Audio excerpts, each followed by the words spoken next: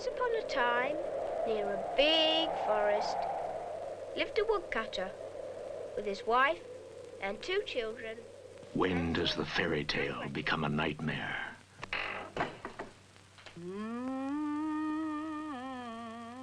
When does a lullaby become an unbelievable horror? You've got Katie locked in the nursery, haven't you? Haven't you? You better remember, and you had better understand, that if you try anything, I've got her. You can't stay here. Aunt Roo is a witch. Now, come on.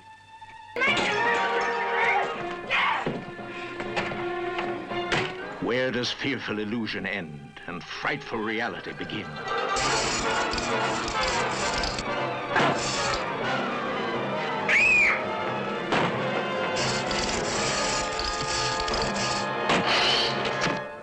What terrors lay waiting in winding corridors and shadowed corners? What devil stalks the darkness? You children don't want to leave here. You have a home now, forever. Whoever slew Auntie Roo?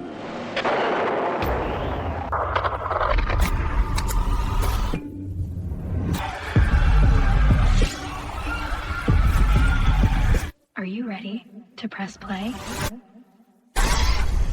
There is something deeply unsettling about a woman who smiles at you right before she destroys your entire world. Not a masked killer, not a monster from the deep, but a woman in pearls and a housecoat, with perfectly set hair and a look in her eyes that tells you she has already won before the game even started. That is the magic and the terror of Hagsploitation cinema. In the 1970s and 1980s, Hollywood gave us something that no slasher film ever could: a villain who knew exactly what she was doing. These were not creatures lurking in shadows. They were mothers, widows, and grande dames of crumbling mansions, and they came dressed for dinner. The genre had a name as outrageous as the films themselves, and it produced some of the most jaw-dropping, rug-pulling, screen-melting twist endings in movie history. We are talking about films where the woman you pitied at the beginning turns out to be the most calculating killer in the room, where the devoted mother hides a secret cold enough to freeze the blood in your veins, and where one particular Hollywood legend walks off screen in the final minutes, looking absolutely magnificent after doing something so completely unexpected that audiences in 1973 sat in stunned silence before they started applauding.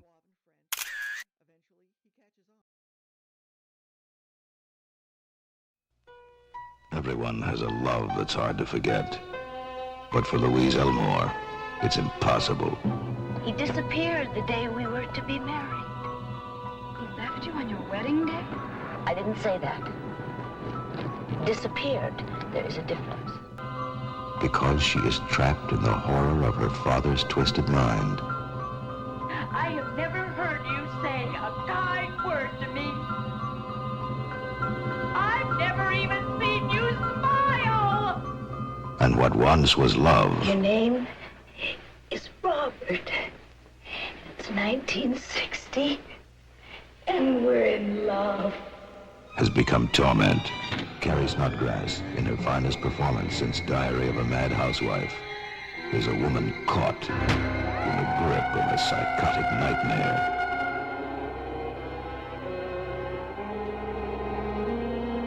And the secrets that haunt her are hidden away someplace she must not go. A place where fantasies die and terror is born. When you walk the 13 steps to the attic, you open the door to a deadly nightmare.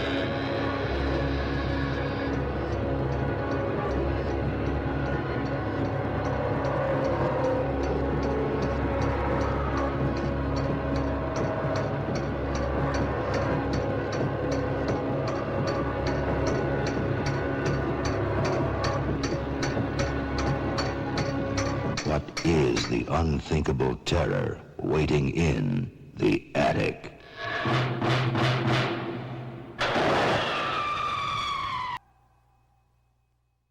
Kicking off our list at number 7 is a film that proves beyond any reasonable doubt that the most dangerous place you can possibly be is inside a house run by a woman who has already decided you are not leaving. The Attic, released in 1980, arrived at a moment when Hagsploitation had largely burned itself out as a mainstream genre. And yet, this quiet, deeply uncomfortable little thriller managed to do something the big studio entries rarely pulled off. It made the horror feel suffocatingly real. Carrie Snodgrass plays Nora Gilman, a timid, bookish librarian who has spent her entire adult life imprisoned not by locks and chains, but by something far more insidious.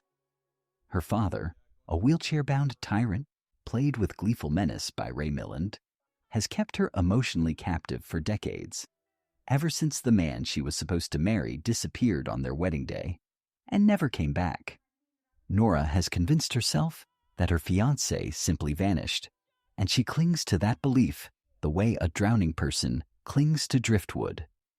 Her only real companion is a pet monkey, which tells you quite a lot about how thoroughly her father has isolated her from the rest of the human race. The film unfolds slowly, like a damp cloth tightening around your throat, as Nora begins to crack under the pressure of her father's cruelty and her own buried rage.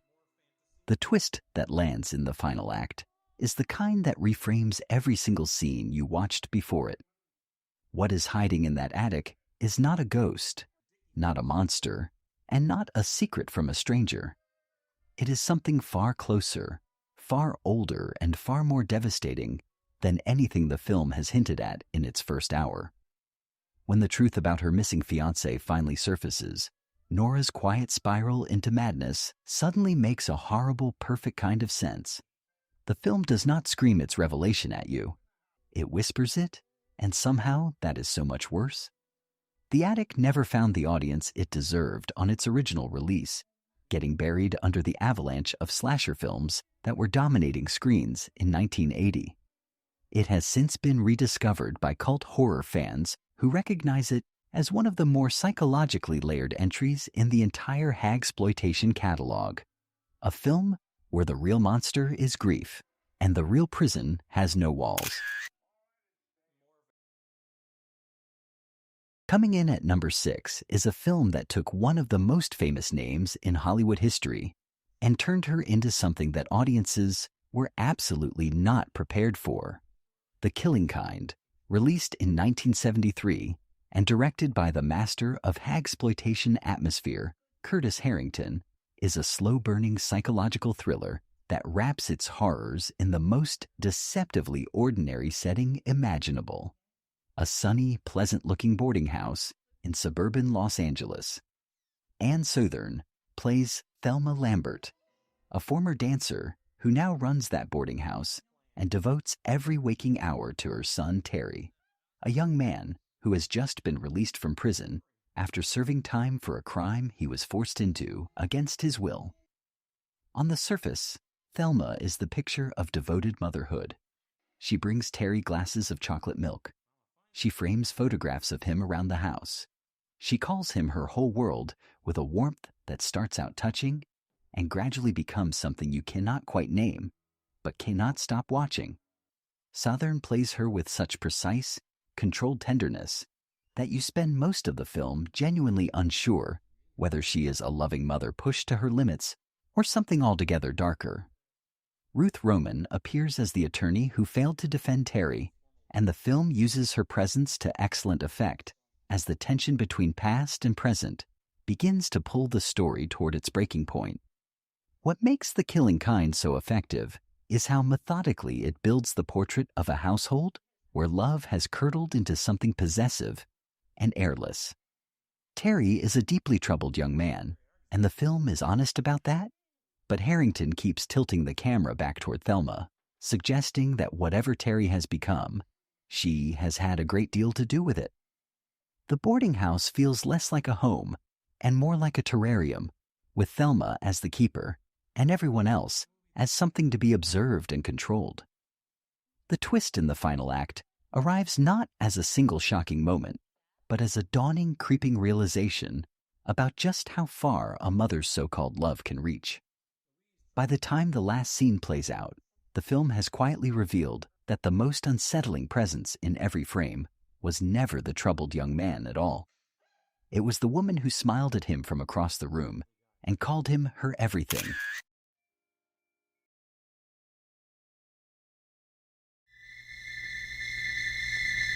They have come to seek refuge, where family secrets are kept, where the future is haunted by the past. The one truth they have yet to face. My God. Is the terror no one could imagine. Mama? Flowers in the Attic. Victoria Tennant, Academy Award winner Louise Fletcher. Based on the bestsellers that have shocked 40 million readers worldwide. Flowers in the Attic. Number 5 on our list is a film that arrived in 1987, carrying the weight of one of the best-selling Gothic novels of its era, and it delivered a twist so cold-blooded that it managed to make an entire audience turn on a character they had spent the whole movie feeling sorry for. Flowers in the Attic, directed by Jeffrey Bloom and starring Louise Fletcher in one of the most deliciously terrifying performances of her post-One Flew Over the Cuckoo's Nest career, is a film about inheritance, desperation, and the particular kind of evil that wears the face of a grieving mother. The setup is almost fairy tale in its construction. 4 children lose their father suddenly and are whisked away by their mother to her family's vast, decaying mansion in the countryside, where their grandmother, played by Fletcher, rules the household like a medieval inquisitor with a Bible in one hand and a leather strap in the other. The children are hidden away in the attic, forbidden from being seen by their dying grandfather, because their very existence threatens their mother's chances of reclaiming her inheritance. The grandmother makes it abundantly clear from her first scene that she views the children as living proof of sin, and Fletcher plays every moment with the kind of rigid, bone-dry severity that makes your skin crawl in the best possible way. She is not ranting or raving. She is calm. She is certain. And that certainty is far more frightening than any amount of scenery chewing could ever be.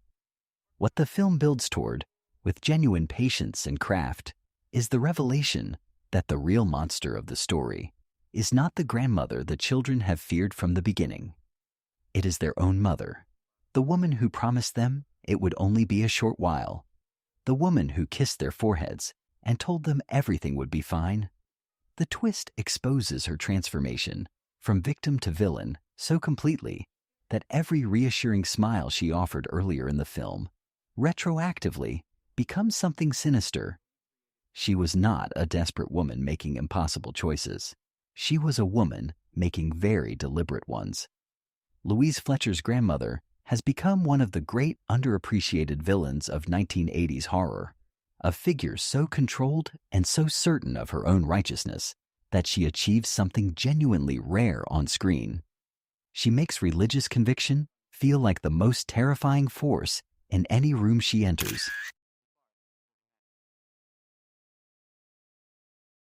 I notice you call him Baby, and the case history doesn't show any other name. What is his real name? Just Baby. To Baby, life was not a giant playpen. It was a living hell. He wasn't allowed to walk, he wasn't allowed to talk, but he was capable of it. Baby is a full-grown man trapped by 3 women with no way out. Mama. Damn you. Baby. What have you done to my baby? What do you want my baby? What do you want him? No, what's going to happen to my baby? What's going to happen to him? The Baby. Number 4 is the one we mentioned in the intro, the one that almost nobody talks about anymore, and the one that delivers a twist so perfectly constructed that it redefines everything you watched in the 70 minutes that came before it. The Baby, released in 1973 and directed by Ted Post, is a film that is genuinely difficult to describe to someone who has not seen it. Not because it is complicated, but because the moment you start explaining the premise, people assume they know where it is going. They do not. Nobody does. Ruth Roman plays Mrs. Wadsworth, a blousy, chain-smoking, magnificently unhinged matriarch who runs her household with the absolute authority of someone who has decided that the rules of civilized society simply do not apply to her family. Her household consists of her 2 adult daughters and her son, a grown man in his 20s, who the family calls Baby, because that is precisely how they treat him. He lives in an oversized crib. He wears a bib at mealtimes. He communicates in sounds rather than words. The film presents this arrangement with a straight face and an unwavering commitment to its own internal logic, which is exactly what makes it so deeply unsettling from the very first scene. Into this world arrives Anne Gentry, a social worker assigned to the Wadsworth case, played by Anjanette Comer, with a carefully maintained composure that the film rewards you generously for paying attention to. Anne becomes increasingly convinced that Baby is not actually impaired at all, that he has been deliberately conditioned into this state by Mrs. Wadsworth and her daughters, and she begins a quiet campaign to remove him from the household.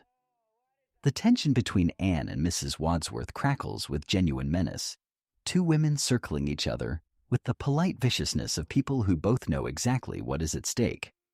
The twist that arrives in the final minutes of The Baby is the kind that the best thrillers save for last and spend the entire film quietly earning. It does not come out of nowhere. Looking back, every clue was sitting right there in plain sight, dressed up in something so bizarre that your brain simply refused to process what it was seeing. When the truth about Anne's real motivations finally surfaces, the film does not pause to let you catch your breath. It just keeps moving forward with the serene confidence of a story that always knew exactly where it was going, even when you were absolutely certain you had figured it out. TV Guide called it a truly surprising twist ending, and for once, that description is not an exaggeration. It earns every word. The Baby was barely released theatrically and spent decades as a genuine cult obscurity before home video, and later Blu-ray releases introduced it to a new generation of viewers who recognized it immediately for what it is. One of the strangest, most assured, and most quietly devastating psychological thrillers the 1970s ever produced.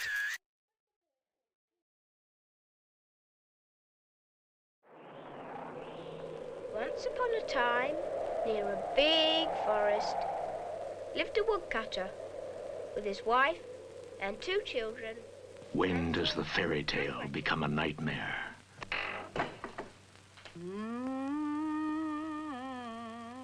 When does a lullaby become an unbelievable horror? You've got Katie locked in the nursery, haven't you? Haven't you? You better remember, and you had better understand, that if you try anything, I've got her. You can't stay here. Aunt Rue is a witch. Now, come on.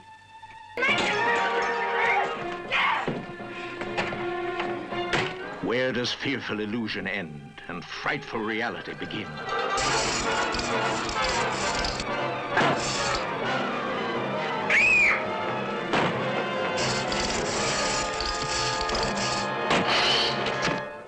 What terrors lay waiting in winding corridors and shadowed corners? What devil stalks the darkness? You children don't want to leave here. You have a home now, forever. Whoever slew Auntie Rue. Number 3 on our list is a film that asked a question right there in the title, and then spent 91 minutes making absolutely sure you were asking the wrong one. Whoever Slew Auntie Rue, released in 1972 and directed once again by the endlessly reliable Curtis Harrington, is a film that operates on two levels simultaneously and manages to be genuinely creepy on both of them. On the surface, it is a darkly comic horror film set in a crumbling English manor during the Christmas season. Underneath that surface is something considerably more haunting, a portrait of grief so consuming that it has dissolved the boundary between love and obsession entirely. Shelley Winters plays Rosie Forrest, known to the local orphans as Auntie Rue, a wealthy American widow who hosts an annual Christmas party for the children of the nearby orphanage with a generosity that the whole village admires.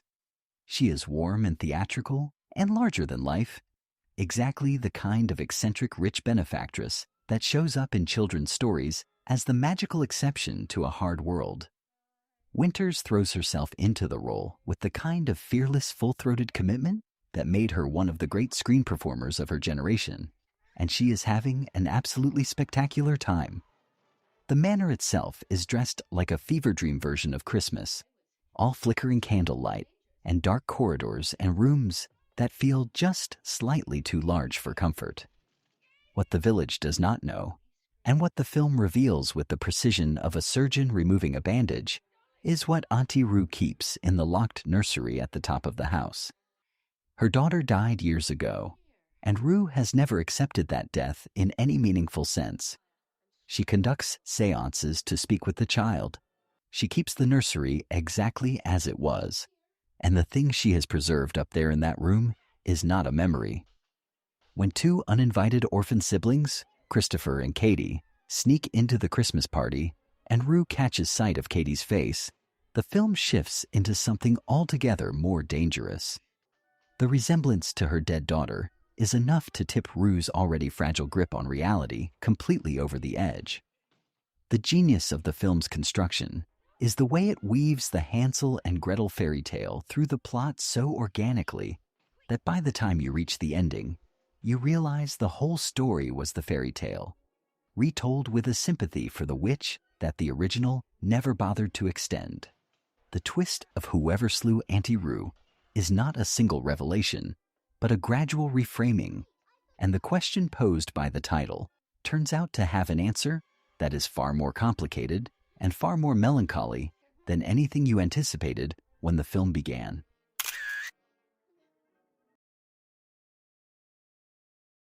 To a truly great lady, Miss Joan Crawford.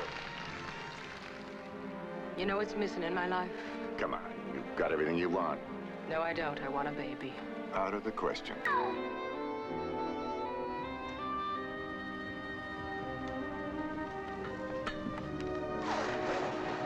Sorry, Mommie Dearest. You are not getting up from this table until you have finished that meat. Have I ever lied to you in your whole career? Or given you one piece of bad advice? Your treatment of me has been divine. Good. I want you to leave Metro.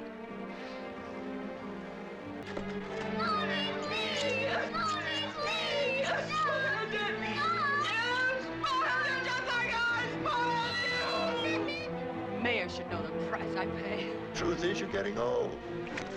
You're nothing but a rotten, crooked lawyer. The biggest female star he's got. Look at this floor. Do you think it's clean? Clean this floor. You and me together.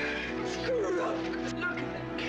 Nothing is clean. It's all blended up. What's wire hangers doing in this closet when I told you no wire hangers ever? $300 dress on a wire hanger. We'll see how many you got in here. We're gonna see how many wire hangers you've got in your closet. Tell me what? Yes, Mommie Dearest. When I asked you to call me that, I wanted you to mean it. Number 2 on our list is a film that took one of the most recognizable names in the history of American celebrity, handed it to an actress at the absolute peak of her powers, and then watched as the whole thing became something nobody on Earth could have predicted. Mommie Dearest, released in 1981 and directed by Frank Perry, was conceived as a serious dramatic biography. It was going to be Faye Dunaway's triumphant return to Oscar glory. The studio had every reason to believe they were making a prestige picture. What they actually made was something far more interesting, far more explosive, and far more impossible to look away from than any prestige picture could ever hope to be. Dunaway plays Joan Crawford, the Golden Age Hollywood icon who clawed her way from poverty to the top of the studio system through a combination of raw talent, iron discipline, and a force of personality that could reportedly strip paint from walls at 30 paces.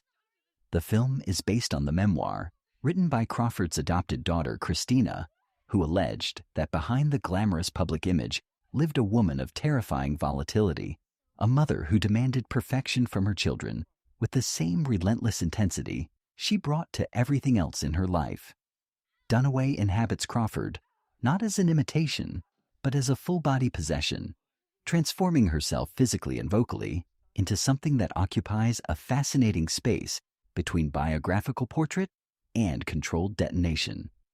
The film moves through Crawford's life with the rhythm of a gathering storm, charting her obsessive dedication to her career and her image alongside her increasingly erratic behavior at home.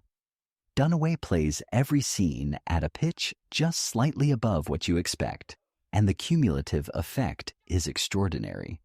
You are never quite sure whether you are watching a portrait of genuine psychological torment or the grandest camp performance ever committed to celluloid. The answer, it turns out, is both, and that is precisely what makes Mommie Dearest so enduring. The twist that the film delivers is not a single scene, but a final act that unfolds across two devastating movements. The first is Crawford's death, which arrives without the reconciliation or redemption that the film has been quietly leading you to expect. The second is the reading of her will, in which Crawford explicitly cuts Christina and her brother out of any inheritance, citing reasons known only to herself. It is a final act of control from beyond the grave, a last word so cold and so calculated that it reframes everything you watched before it. The devoted, tortured, complicated mother the film spent 2 hours portraying turns out to have been capable of one more performance after all, her most perfectly constructed one. Christina's response was the memoir itself, and the memoir became this film, and this film became one of the most quoted, referenced, and passionately debated portraits of a public figure that Hollywood ever produced. The wire hangers line has been immortalized to the point of absurdity, but strip away the camp, and what remains is a genuinely unsettling story about power, image, and the particular cruelty of being erased by someone who was supposed to love you most.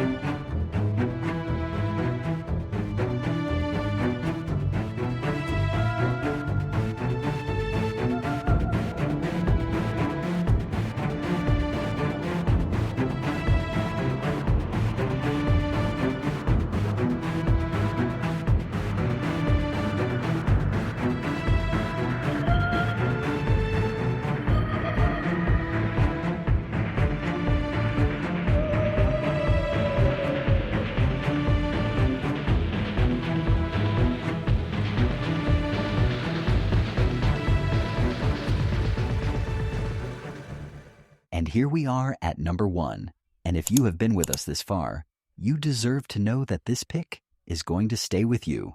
Night Watch, released in 1973 and directed by Brian G. Hutton, stars Elizabeth Taylor in the only genuine horror thriller of her entire career, and she delivers a performance so technically precise, so perfectly calibrated between fragility and menace, that the film's triple twist ending lands with the force of something you genuinely did not see coming, even though, looking back, every single piece of it was laid out in front of you from the opening scene. Taylor plays Ellen Wheeler, a wealthy London housewife who is recovering from a nervous breakdown she suffered after the death of her first husband. She is the kind of woman that the men around her have categorized completely and filed away: unstable, emotional, prone to hysteria, best managed with patience, and a certain quiet condescension. Her current husband, John, played by Lawrence Harvey in what would turn out to be one of his final screen appearances before his death later that year, treats her with the careful, slightly exhausted tenderness of a man who has made his peace with the situation. Her closest friend, Sarah, played with elegant precision by Billy Whitelaw, is sympathetic in a way that never quite loses its edge of calculation. One stormy night, Ellen looks through her living room window at the large, dark, abandoned house across the garden and sees something in the window that stops her cold. A man slumped in a chair with what appears to be a very serious wound to his throat. She calls the police immediately. The police search the house thoroughly and find absolutely nothing. No body, no evidence, no sign that anyone has been inside in years. And so begins the film's central engine. Is Ellen genuinely witnessing something real? Or is her history of psychological fragility finally catching up with her in the worst possible way? Hutton directs the film with the atmospheric confidence of someone who knows exactly how much to show and exactly when to withhold it. The abandoned house looms over every scene with the particular menace of something that should not matter, but somehow matters enormously. Ellen becomes increasingly desperate as the people around her grow increasingly convinced that she is simply unwell. And Taylor plays that desperation with a rawness that is genuinely affecting. She makes you believe completely in Ellen's terror, which is precisely the point, and precisely the trap. The first twist arrives when the film reveals that Ellen did in fact see what she thought she saw, that the house across the garden has been the site of something genuinely sinister, and the people dismissing her have their own reasons for doing so. That alone would be enough to satisfy most thrillers.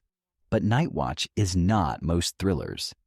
The second twist repositions the entire architecture of the story around a conspiracy that has been operating in plain sight. And the third twist, arriving in the film's final minutes with almost casual elegance, reveals that Ellen Wheeler is not the fragile, victimized woman anyone in this story believed her to be. She is, in fact, the most controlled and deliberate presence in every scene she inhabits. A woman who understood from very early on exactly what was happening around her and made a series of very specific decisions about what to do about it. The final image of Elizabeth Taylor, walking away from the wreckage of everything that has just occurred, perfectly composed, utterly serene, dressed impeccably, and moving with the unhurried grace of someone who has just concluded a piece of business to her complete satisfaction, is one of the great closing shots in 1970s thriller cinema. Critics at the time were divided, with some finding the twists too elaborate, and others recognizing immediately that the film had pulled off something genuinely rare. Audiences who discover it today tend to land firmly in the second camp. The New York Times called it a good picture and a genuine whodunit, and for once, that summary undersells the thing entirely. Night Watch is the #1 Hagsploitation twist ending on this list because it does something none of the other films quite manage. It makes you complicit. You spent the entire film pitying Ellen Wheeler, worrying about Ellen Wheeler, rooting for Ellen Wheeler to be believed. And then the film turns around, looks you directly in the eye, and lets you know that you were never watching a woman in peril at all. You were watching a woman in complete and total control. The only person who got fooled was you. And that wraps up our countdown of the top 7 Hagsploitation movies with the most shocking twist endings. From the suffocating boarding house of The Killing Kind to the locked attic of Flowers in the Attic. From the deceptively cheerful Christmas manner of Whoever Slew Auntie Roo to the sunlit madness of The Baby. And all the way up to Elizabeth Taylor, walking off into the night with that smile on her face. One thing is absolutely clear. Nobody delivers a blindside quite like a woman who has already decided exactly how this is going to end. These films came from an era when Hollywood handed its most complex, most dangerous, and most unforgettable roles to women that the industry had essentially written off, and those women took every single one of those roles and made them iconic. That is not irony. That is justice. Now we want to hear from you. Which twist hit you the hardest? Did The Baby genuinely catch you off guard? Or did you see it coming? And are there any films from this era that you think deserved a spot on this list that we did not cover? Drop your answer in the comments below, because we read every single one. If you enjoyed this video, please hit the like button and subscribe so you never miss a new upload. We have something coming up very soon that digs into another deeply strange and deeply underrated corner of genre cinema history. And trust us, you are going to want to be there for it. Thanks for watching. We will see you in the next one.